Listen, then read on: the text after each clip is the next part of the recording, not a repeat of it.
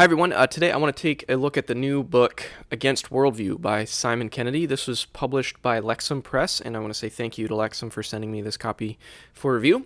This is my genuine take on this punchy little book. It is little, but it's taken on some big ideas. But I'll take you through my typical format of kind of the main idea, the thesis of this work, some of the research behind it, the readability of it, and then my reactions to it at the end. So let's jump into Against Worldview by Simon Kennedy. The main idea of this book is about the concept of worldview, particularly as it's been deployed and understood in Christian and especially apologetic settings.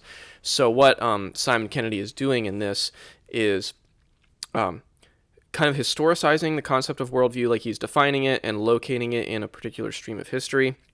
He takes it back to some German philosophy, which actually arguably is where the English word worldview is rooted in a German word, Weltanschauung. I'm not sure exactly how to pronounce that, but arguably it comes from that. So he traces it from the German philosophy up through particularly the neo-Calvinists like the Abraham Kuyper and Kuyperian kind of way of thinking, into and through, especially in a popular level, the Francis Schaeffer style of thinking about worldview, and those who have kind of been influenced by Francis Schaeffer more recently, people like a Nancy Pearcey especially, or maybe an Os Guinness, those kinds of figures. So Nancy Pearcey is a particular prominent example of current kind of worldview style approach.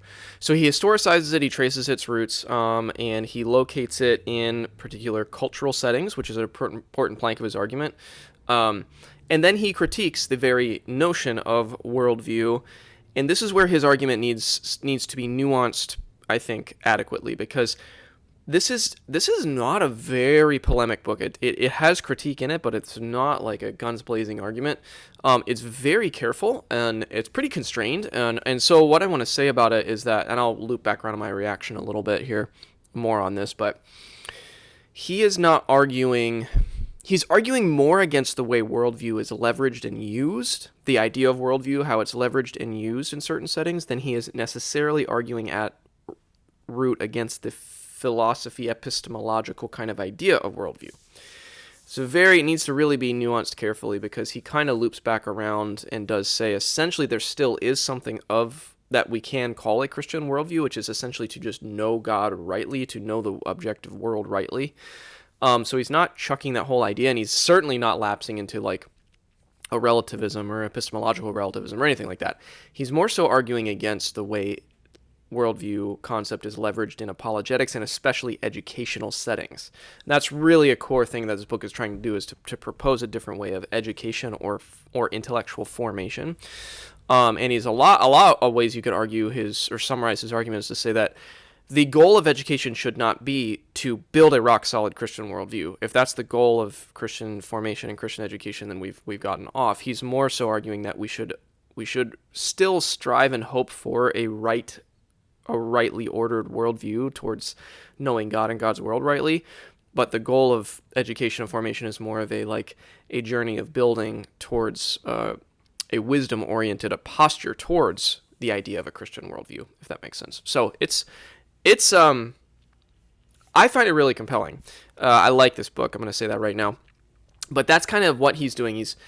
He's doing some philosophy, doing some history, doing some pedagogy, talking about educational methods, and how all these things hang together and interact. And he's critiquing this approach and proposing a new approach. It's not just a critique, it's a constructive book too, which I appreciate.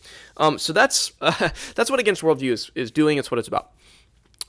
The research behind it, I alluded to some of this. There's some good historical stuff. There's historical work, there's philosophical work where he's defining some of these epistemological concepts. He defines worldview very well. I really, really liked his locating of worldview as he calls it a combat concept, which is something he gets from another philosopher, that it's a worldview, it's an idea that's used to kind of wage a cultural or intellectual battle. And I found it his historical work there was very convincing. And I really liked, he also leverages this metaphor of a mosaic, which he does some research in the history of art, actually, and this particular mosaic and this cathedral roof.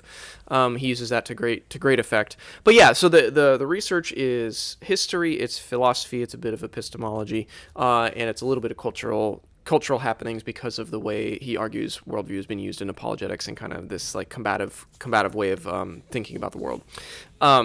So it's to bring some specific names to it. He does research into Kuiper, but he also comes back to Herman Bavinck, and he uses Bavinck's idea of realism to, I think, a really good end. I talked about Francis Schaeffer and Nancy Pearcey. He does talk about their writings a little bit and gets into some of his critiques of some of that stuff. So it's really solid. It's not a really long book. You saw that when I held it up. It's not long in terms of being a deep historical academic dive or anything, which leads me to my next point, which is the readability of it. I read this super fast. I really enjoyed the reading of this. It is very accessible.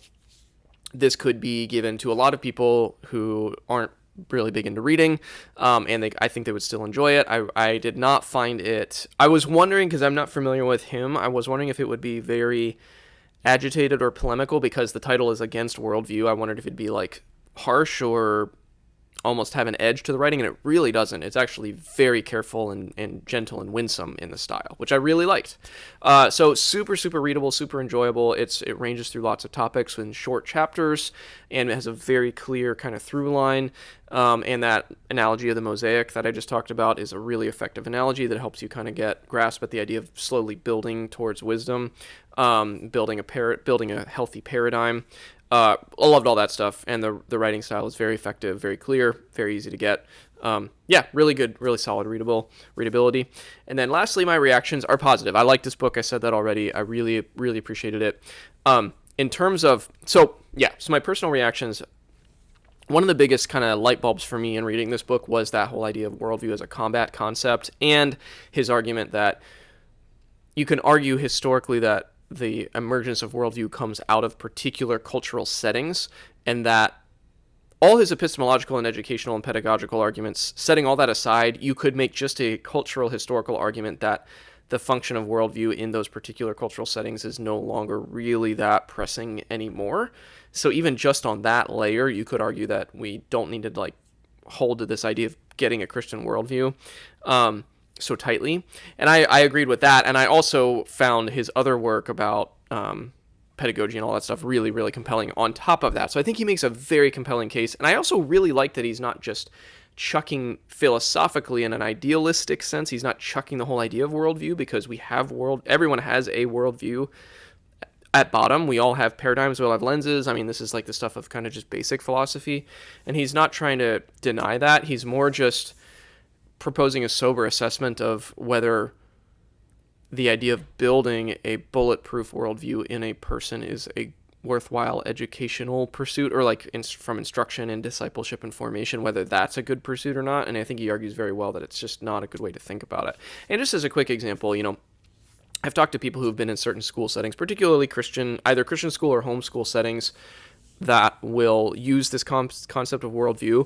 And I can remember one conversation somewhat recently with an individual who grew up in that and felt very jaded by it, because in his example, he talked about they would read a novel or watch a movie, and the entire way they would approach the subject was to critically judge it against the worldview parameters they'd been given by their teacher. So, in other words, a Christian worldview says this.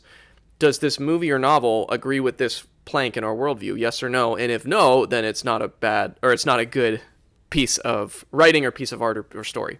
And his frustration, and I share this frustration, his frustration is that limits your way of engaging with material.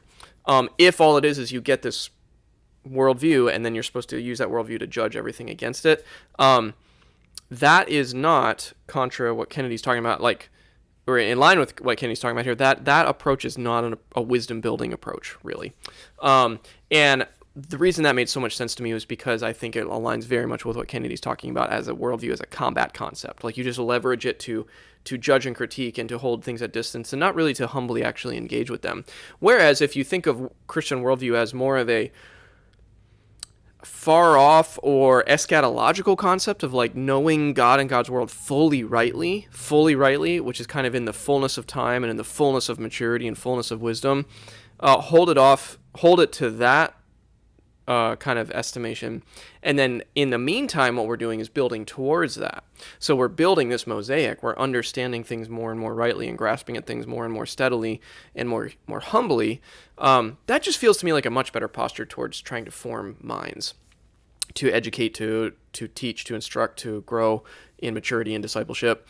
I resonate so deeply with all of that, and I think he does a great job making his argument in a really short page count and a readable style that's not overly polemic, but is still confidently critical where it needs to be.